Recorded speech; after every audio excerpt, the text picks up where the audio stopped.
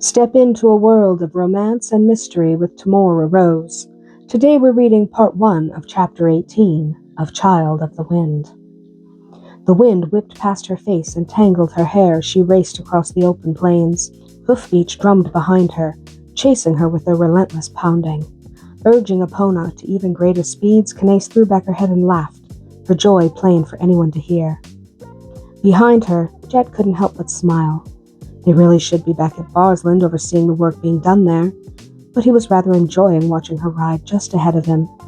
He might have caught her easily by urging his own mount to pick up the pace, but her rounded bottom was bouncing up and down in time with Epona's movements, and he quite admired the sight. Watching her all day sounded like the most enticing proposition. But they didn't have all day. They both had responsibilities, even though Canace wanted to deny it, and there was much to be done at Barsland. And there was the small matter of visiting the people who hadn't come to the manor. Jett fully expected to find dozens of people in their homes, still wary of approaching a place that had visited only pain and misery on them for the last decade. Those people needed to know Barsland was safe once again. It was his duty, and hers, to see to them. When Canace slowed her reckless pace, Jett urged his mount to come alongside hers.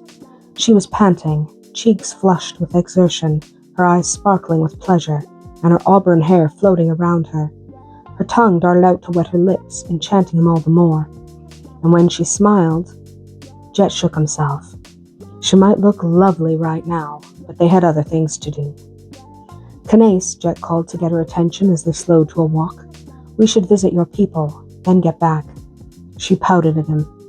"Can't we spend the day riding?" Tempting, but no. We'd both have things to attend to.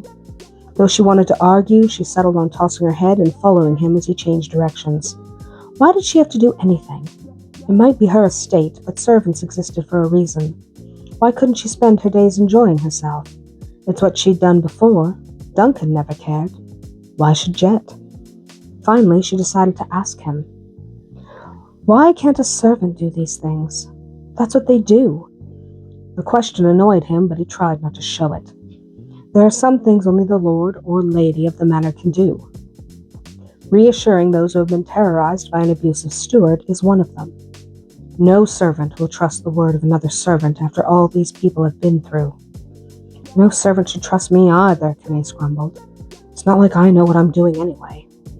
You have to gain their trust. How she didn't know this astounded him. Why can't you do it? Jett reminded himself that she was young and had a rather unconventional upbringing.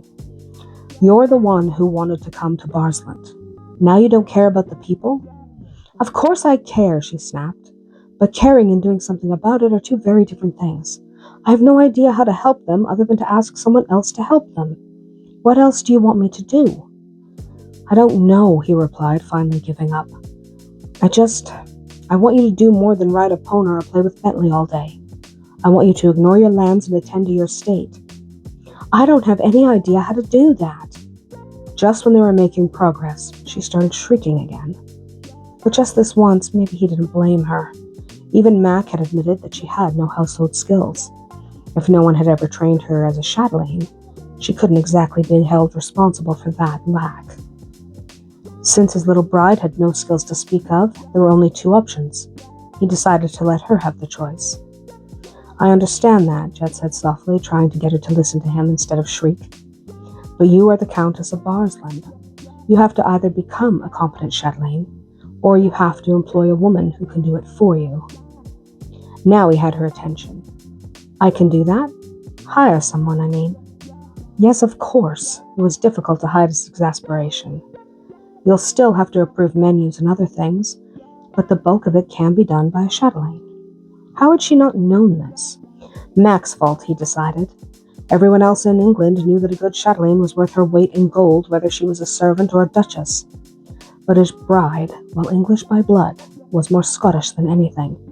She was rich enough to hire anyone to do anything, but she never seemed to realize that. So, I don't have to be the chatelaine, but really, this excited her. If she could hire someone to do everything Jett wanted, she could ride all day. Her husband-to-be frowned at her. You'll have to approve her choices, of course. Make sure she's doing things the way you want them done. Of course, but that didn't sound too onerous, especially if she hired the right woman. Where do I find a chatelaine? As she glanced around, Jett couldn't help but laugh. They don't exactly grow on trees. I'll speak to my mother about it. She might know of a suitable woman. He laughed again, causing Canace to sniff and toss her head. She didn't like being laughed at. How was she supposed to know where to find a chatelaine? But if he could find her one, well, maybe she could forgive him for his amusement. She graced him with a hesitant smile. "Shall we ride on?" she asked, trying to keep her voice soft and ladylike. It was tempting to spend the rest of the daylight hours riding with her, but there were still people to visit. Smiling gently, he patiently explained it all again. This time she gave him a pretty pout, but didn't object when he took the lead. Though it had been years since he'd explored Barsland, he still remembered riding over the lands with Garrick. Canace might complain of being lost, but Jett knew exactly where he was going. One by one, they visited the people who owed their livelihoods to Barsland, those who had been too frightened to approach the manor. Canace, initially skeptical of visiting at all, soon found her heart melting.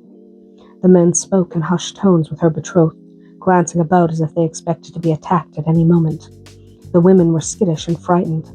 The children, when she saw them at all, were dirty and never looked up. Everyone was wearing rags. Their homes had been ransacked and sometimes burned to the ground, and they all seemed despondent, like they had no hope left. The more people she saw, the worse it got. These people, her people, were so tense and frightened it made her shudder. By the time they met the third family, she couldn't take it anymore. While Jett spoke softly to the husband, Canace dismounted and approached the heavily pregnant wife. "Milady," the woman whispered as she attempted an awkward curtsy. "Please," Canace said, extending a hand to stop the woman. "There's no need for that." The woman nodded, fear plain on her face as a tiny girl clutched at her skirts. Both were practically shaking. It was heartbreaking. Struck with sudden inspiration, Canace took the woman's hand. "Come to the manor tonight. There will be food and drink for all. You'll all receive new clothing in the days to come. Tell others, as many as you can." That earned her a hesitant smile, but she could tell the woman didn't truly believe her. In an effort to gain the woman's trust, Canace squeezed her hand, patted the little girl on the head, and repeated her offer. Hopefully they would take a chance and come to the manor. That's it for today. If you enjoyed this chapter, stay tuned for more tales of romance. Until we meet again, may your days be filled with passion and just a touch of magic.